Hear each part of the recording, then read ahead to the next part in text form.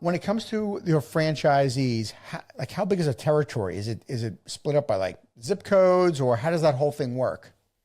So the way that we've been running it up until now is just basically you have a 10-mile radius around your physical location where you're keeping the RVs, Okay. which is another cool thing about the business model is you don't need a brick and mortar because all you do is you just partner with a storage facility where you group all the RVs together.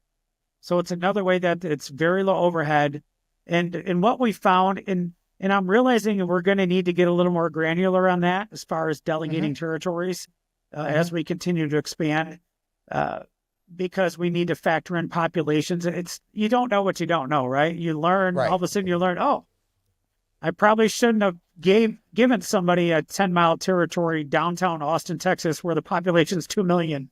You know, we could have 10 locations there, but it's Right. all good. And the cool thing we've learned too about this is, you have renters literally come from all around the world, Mm-hmm. and you have RV owners from all around the country that are bringing RVs. So really the only thing that a physical location really is stating is you just wouldn't have another fireside in that radius, but you Right. still service customers. I mean, for instance, we have Dathan in Huntsville, Alabama, and he services the Talladega races and stuff in Tennessee and Georgia, and he's in Alabama.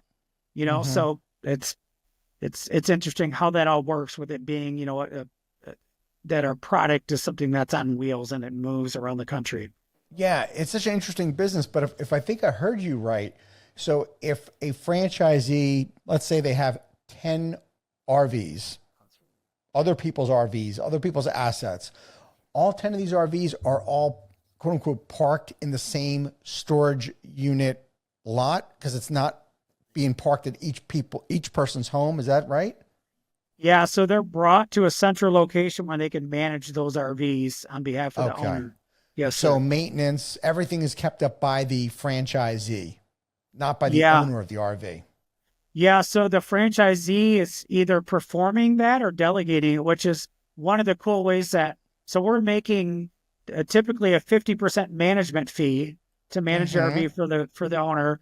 And then there's all these other ways to monetize. One of them is a lot of our actually I have 5 or 6 of my franchisees right now headed to a Lippert training in Tampa, which Lippert's, one of the manufacturers of boat and RV parts. Yeah.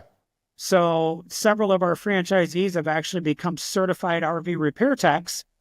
Mm-hmm. So not only are they earning the management fee, but they're also getting the $125 to $145 an hour to service their own fleet.